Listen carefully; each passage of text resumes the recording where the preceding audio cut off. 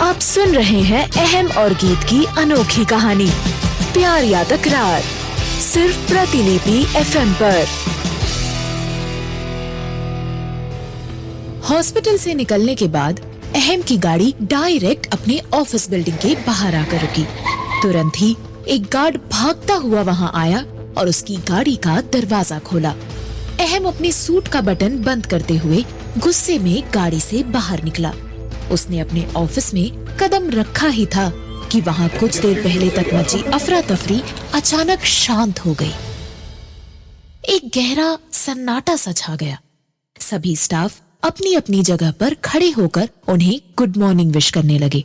उसके आते ही ध्रुव ने चुपचाप अपना डेस्कटॉप अहम की तरफ मोड़ दिया। अहम सीसीटीवी फुटेज में साफ साफ देख सकता था कि एक लड़की उसके कैबिन में डेस्कटॉप से एक पेन ड्राइव में फाइल कॉपी कर रही है। वह गुस्से में चिल्लाया, कहाँ है ये लड़की? बुलाओ इसे। ध्रुव ने तुरंत उस लड़की को अहम के कैबिन में बुलाया। उसका डर के मारे बुरा हाल था। उसके चेहरे से पसीने की बूंदें टपक रही थी। उसकी नजरें उठाकर देखने की हिम्मत तक नहीं हो रही थी। वहीं बाहर से पूरा स्टाफ कैबिन की तरफ देख रहा था और यह जानने की कोशिश में था कि अंदर क्या चल रहा है। सीसीटीवी फुटेज देखते ही अहम ने उस लड़की की तरफ देखते हुए कड़क आवाज में पूछा, किसे बेचा तुमने वो फॉर्मूला? उस लड़की ने कांपती आवाज में कहा, सॉरी सर। अहम ने डांटते हुए कहा, नाम चाहिए मुझे, किसे बेचा तुमने वो फॉर्मूला? लड़की ने धीमी आवाज में कहा, रंजीत सेठी को। रंजीत का नाम सुनते ही अहम का गुस्सा 7वें आसमान पर जा पहुंचा। रंजीत सेठी अहम का सबसे बड़ा बिजनेस राइवल था और कई बार उसने अहम की कंपनी में बनने वाले ब्यूटी प्रोडक्ट के फॉर्मूले को चुराने की कोशिश की थी, लेकिन सफल नहीं हो पाया था।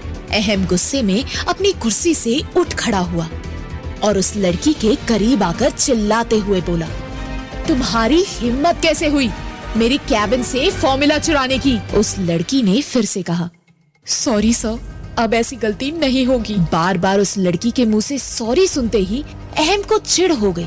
उसने उसे मारने के लिए अपना हाथ उठाया ही था कि ध्रुव ने उसका हाथ पकड़ते हुए कहा, क्या कर रहे हो अहम? काम डाउन, लड़की है वो। अहम गुस्से में बोला, लड़की है इसीलिए मुझे नफरत है इन लड़कियों से।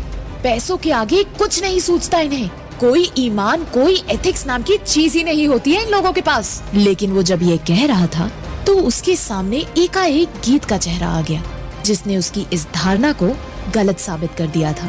उसका गुस्सा पल भर के लिए जैसे गायब सा हो गया। उसने उस लड़की की तरफ देखते हुए गुस्से में कहा, जाओ यहाँ से और दोबारा इस कंपनी के आसपास दिखना भी मत। यह सुनते ही उस लड़की की जान में जान आई। वह तुरंत ही कैबिन से बाहर निकल गई। तभी ध्रुव अहम को देखता हुआ बोला, तुम्हारा गुस्सा तो देखकर लगा था कि इस लड़की की जान लेकर रहोगे, फिर आखिर अचानक से ये सॉफ्ट कॉर्नर कैसे? अहम उसकी बात को इग्नोर करता हुआ बोला, आज शाम इन्वेस्टर्स के साथ मीटिंग है ना? हाँ, लेकिन हम प्रेजेंट क्या करेंगे? हमारी फाइल को कॉपी करके उसने वो फाइल ही डिलीट कर दी थी। अहम ने बिना कोई जवाब दिए खड़े होते हुए कहा, चलो मीटिंग के लिए निकलते हैं। ध्रुव समझ नहीं पा रहा था कि अहम करना क्या चाह रहा था। वो ना ही उसकी बातों का कोई जवाब दे रहा था और ना ही कुछ बता रहा था। ध्रुव बेमन से अहम के साथ ऑफिस से मीटिंग के लिए निकल गया। वहीं दूसरी तरफ गीत बिट्टू को लेकर हॉस्पिटल से घर पहुंच चुकी थी। संध्या का समय हो चुका था और वह आज समंदर किनारे अकेली ही एक ऊंची पत्थर पर शांति से बैठी थी, जहां समंदर की लहरें आती, ऊंची उठती, पत्थर से टकराती और उसके पैरों को छूकर वापस लौट जाती। वह अक्सर उस जगह पर आकर बैठती। वह जगह उसके दिल के बहुत करीब थी। वो हमेशा उसे अपनों की याद दिलाती थी। उसे उन यादों में खोना अच्छा लगता था और वहाँ उसे कभी अकेलापन महसूस नहीं हुआ। गीत को वहाँ एक सुकून का एहसास होता था। वह एकटक लहरों को बार बार अपने नजदीक आते और फिर वापस लौटते हुए देख रही थी। वह मन ही मन सोचने लगी, काश कि मेरा बचपन भी इसी लहरों की तरह वापस लौट पाता। वह सोचती हुई लहरों की तरफ देख रही थी और उसका आधा पैर पानी में डूबा हुआ था। अचानक उसे महसूस हुआ जैसे किसी ने पानी के अंदर से उसके पैरों को पकड़ लिया है। उसने डर के मारे अपना पैर ऊपर खींचना चाहा, लेकिन खींच नहीं पाई। वह जोर से चिल्लाई, कौन है? तभी अंदर से किसी के रोने की आवाज आने लगी। दीदी बचा लो मुझे, दीदी बचा लो। गीत को पहचानते देर नहीं लगी कि वह उसकी छोटी बहन की आवाज थी। वह भी समंदर की तरफ देखते हुए चिल्लाई, साक्षी, कहाँ हो तुम साक्षी? साक्षी! तभी उन दोनों हाथों ने गीत का पैर जोर से पानी के अंदर खींच लिया। गीत समंदर के पानी में डूबने लगी।